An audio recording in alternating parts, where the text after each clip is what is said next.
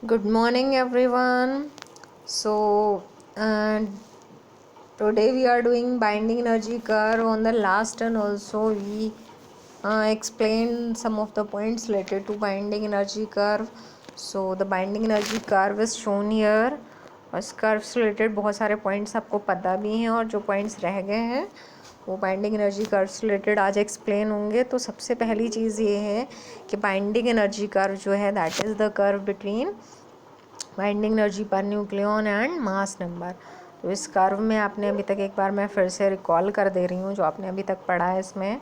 तो binding energy curve में आपने देखा है कि अगर हम कुछ एलिमेंट्स के आइसोटोप्स की बात अगर ना करें, क्योंकि जो एलिमेंट्स हैं उनके कुछ आइसोटोप्स ही स्टेबल होते हैं और कुछ आइसोटोप्स स्टेबल स्टेट में नहीं रहते हैं, तो उन आइसोटोप्स की बात नहीं की जाती है और only some of the isotopes are always stable. तो जैसे यहाँ पर लिथियम की अगर बात करें तो ये यहाँ पर 3Li6 आ रहा है आपका, पर 3Li7 आ रहा है। इसी तरह से आपका यहाँ पे आएगा बेरेलियम या He लिखा है लेकिन actually it is B, beryllium है। इसके ठीक बाद में बोरॉन भी आएगा, तो यहाँ पर ये 6C12 आपका ऊपर लिखा हुआ है। इसी तरह से लिथियम है। तो ये कुछ आइसोटोप्स ऐसे हैं जो आपके यहाँ पर जो है वो एलिवेशंस पीक्स पे शो किए गए हैं। ओके, तो जो पीक्स पे शो किए गए हैं आइसोटोप्स, उनको अगर हम छोड़ दें तो binding energy curve almost smooth होता है। बाइंडिंग एनर्जी कर्व में बहुत ज़्यादा एलिवेशंस या डिप्रेशंस नहीं हो रहे हैं। फिर दूसरी बात, जो आइसोटोप्स यहाँ पर आ रहे हैं ऊपर ये 3, ये आइसोटोप्स पीक्स पर हैं और इनकी बाइंडिंग एनर्जी इंक्रीज़ हो जाती है। इनसे नीचे वाले जो एलिमेंट्स हैं उनकी बाइंडिंग एनर्जी डिक्रीज़ हो जा रही है।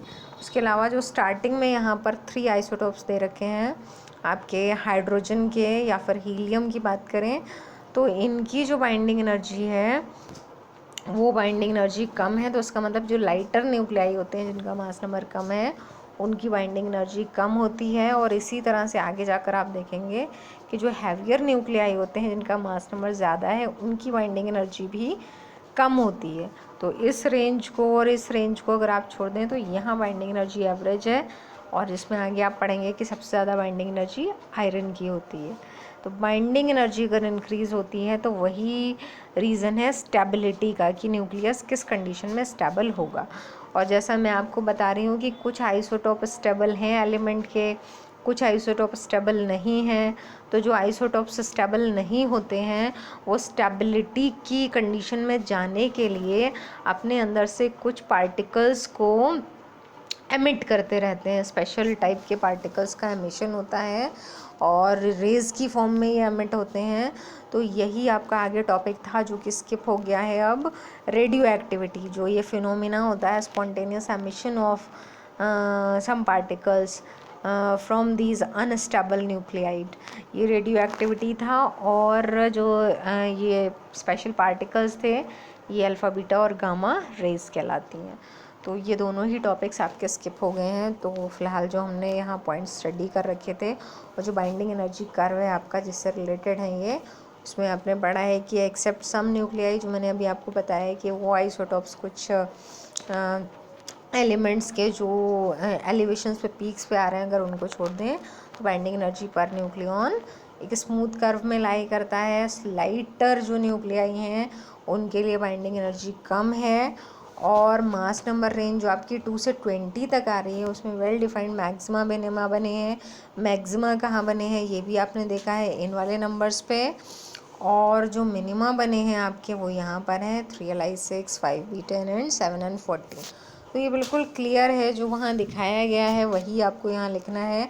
और स्पेशली जो एलिमेंट्स दिखाए गए हैं उन एलिमेंट्स के जो आइसोटोप्स दिखाए हैं बाइंडिंग एनर्जी कर्व में वो चेंज भी कर सकते हैं, लेकिन हाँ कुछ पॉइंट्स ऐसे हैं जहाँ मैक्सिमा मिनिमा है वहाँ पर आपको इन्हीं एलिमेंट्स को लिखना है। जहाँ पर लाइटर न्यूक्लियाई में स्टार्टिंग हाइड्रोजन से एंड यूरेनियम पे है, तो ऑलमोस्ट अगर आप इसके जैसा बाइंडिंग एनर्जी कर्व बनाएंगे तो आपको एक्सप्लेन करना पॉइंट्स को ईजी रहेगा।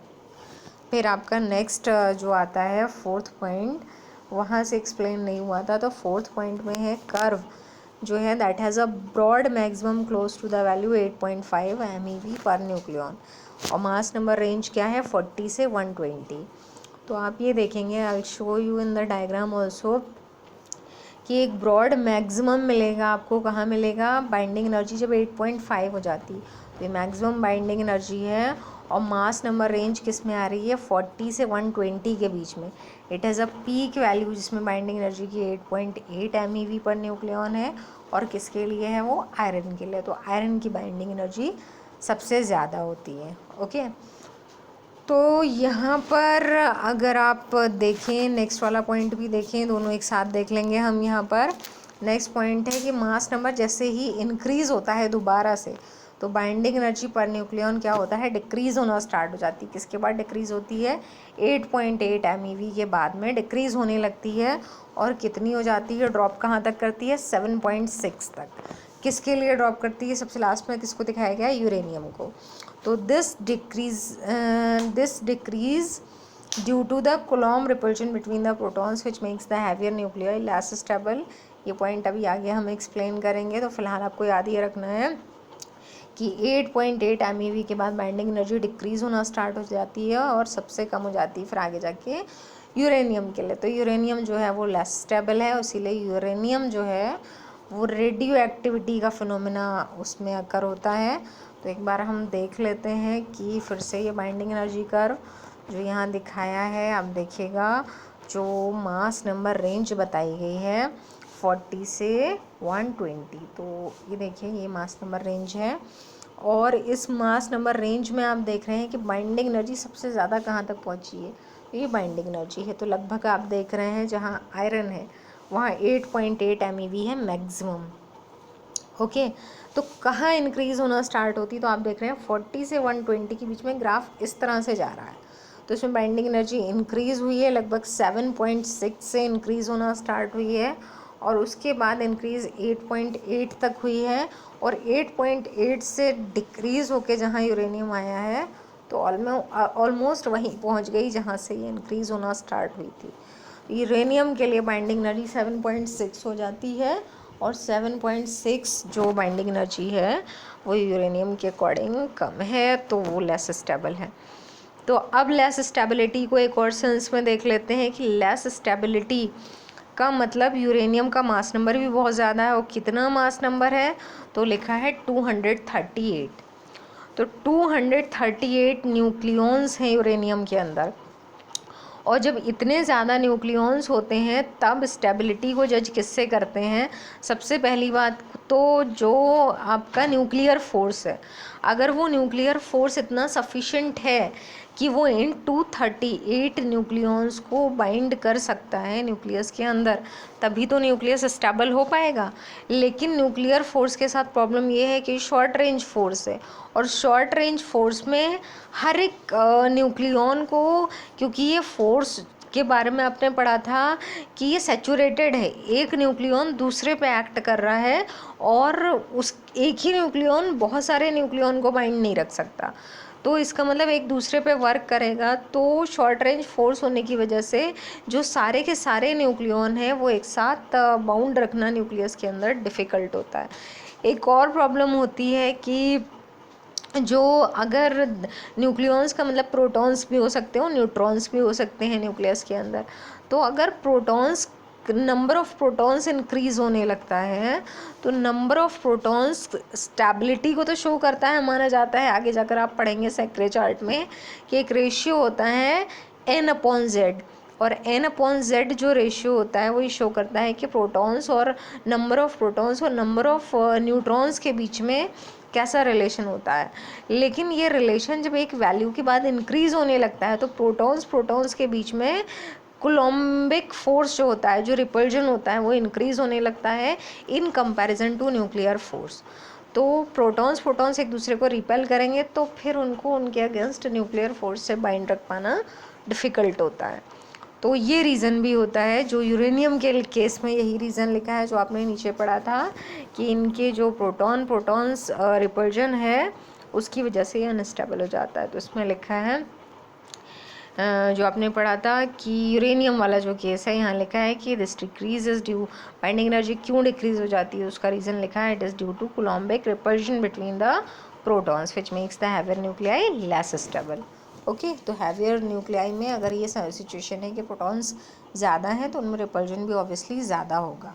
ओके, उसके बाद अब देखते हैं importance of binding energy curve. ये भी बहुत इंपॉर्टेंट टॉपिक है, क्योंकि बाइंडिंग एनर्जी कर्व से दो इम्पॉर्टेंट फिनोमिना को यहाँ एक्सप्लेन किया गया है। अगर आपसे पूछा जाता है कि define the phenomena of nuclear fission and fusion on the basis of binding energy curve, तो इसका मतलब कि आपको फिशन और फ्यूजन की जो डेफिनेशन देनी है वो बाइंडिंग एनर्जी कर्व की बेसिस पे देना है। और आपको पता है कि फिशन के प्रोसेस का मतलब क्या हुआ। फिशन मीन्स होता है कि एक बड़े न्यूक्लियस का छोटे न्यूक्लियाई में ब्रेक हो जाना। तो जैसे अभी आपने यूरेनियम के केस में देखा कि यूरेनियम हैवी है, बड़ा न्यूक्लियस है, लेकिन जब न्यूक्लियस हैवी हो जाता है तो उसकी बाइंडिंग एनर्जी मास नंबर के साथ में डिक्रीज़ होने लगती है। मास नंबर ज़्यादा और बाइंडिंग एनर्जी कम। तो जब बाइंडिंग एनर्जी कम है तो वो न्यूक्लियस कैसा हो जाएगा, लेस स्टेबल। और जब वो लेस स्टेबल होगा तो वो स्टेबिलिटी को अटेन करने के लिए नंबर ऑफ न्यूक्लियाई में ब्रेक होता है, ताकि उसका जो उसका न्यूक्लियॉन्स के बीच का जो रिपल्जन है उसको बैलेंस कर सके। और जब वो ब्रेक हो जाता है तो उसकी बाइंडिंग एनर्जी फिर से इंक्रीज़ हो जाती है और फिर वो स्टेबिलिटी की स्टेट में आ जाता है। ओके, तो ये फिशन का प्रोसेस है। याद रखना बहुत आसान है, जितना हैवी होगा बाइंडिंग एनर्जी उतनी कम होगी और स्टेबिलिटी को अटेन करने के लिए अपने मास को कम करेगा, इसीलिए वो ब्रेक हो जाता है। और जब वो ब्रेक होता है तो एनर्जी रिलीज़ होती है, क्योंकि आपको पता है कॉन्स्टिट्यूएंट पार्टिकल्स से जब वो बड़ा न्यूक्लियस बना था तो मास में डिक्रीज़ आई थी, एनर्जी रिलीज़ हुई थी। तो अब जब वो दोबारा उनमें कन्वर्ट हो रहा है तो भी एनर्जी रिलीज़ होगी, एनर्जी का लिबरेशन होगा। और जब भी एनर्जी का लिबरेशन होता है तो बाइंडिंग एनर्जी इंक्रीज़ होती है। तो ये जो बेसिस है ये आपकी है एटम बम की, जो यूज़ होती है न्यूक्लियर फिशन की बेस पे जो है एटम बम का फॉर्मेशन किया गया था। इसी तरह से अगर फ्यूजन की बात करें तो आपने देखा है स्टार्टिंग जहाँ से होती है बाइंडिंग एनर्जी कर्व की, वहाँ कहा गया था कि लाइटर न्यूक्लियाई जैसे हाइड्रोजन के आइसोटॉप्स हैं उनके लिए भी बाइंडिंग एनर्जी कम थी। तो लाइटर न्यूक्लियाई के लिए बाइंडिंग एनर्जी कम है तो वो भी लेस स्टेबल है। और वो अपनी स्टेबिलिटी को अटेन कैसे करेंगे, वो अपने नंबर ऑफ़ न्यूक्लियॉन्स को इंक्रीज़ करेंगे। तो जब वो अपने न्यूक्लियॉन्स को इंक्रीज़ करते हैं तो वो स्टेबिलिटी की तरफ जाते हैं, उनकी बाइंडिंग एनर्जी इंक्रीज़ होती है।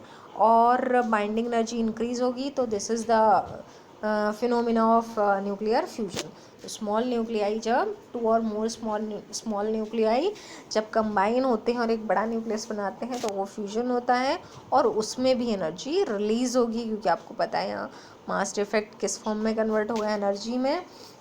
और यही जो कॉन्सेप्ट है ये यूज़ होता है हाइड्रोजन बॉम्ब की फॉर्मेशन में। ओके, तो एक बार आप अगर यहाँ से देखें तो binding energy per nucleon is smaller for heavier nuclei, कम होती है देन द मिडल वंस।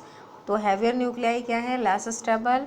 जब हैवियर न्यूक्लियस स्प्लिट होता है लाइटर न्यूक्लियाई में तो बाइंडिंग एनर्जी कितनी चेंज होती है, 7.6 से 8.4 MeV तक इंक्रीज़ हो जाती है और एनर्जी लिबरेट होती है।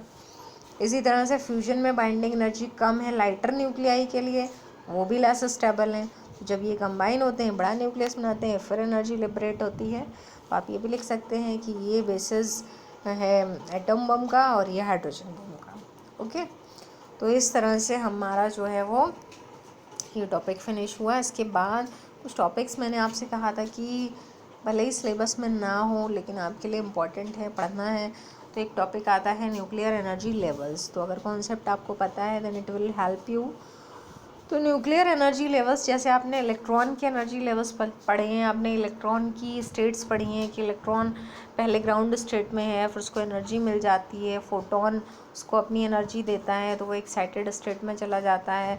तो हम बोलते हैं कि इलेक्ट्रॉन के ट्रांजिशन की वजह से एटम जो है वो एक्साइटेड स्टेट में। उसी तरह से न्यूक्लियस के भी एनर्जी लेवल्स होते हैं और न्यूक्लियस के एनर्जी लेवल्स किसकी वजह से होते हैं, न्यूक्लियस के जो कॉन्स्टिट्यूएंट पार्टिकल्स हैं यानी कि न्यूक्लियॉन्स।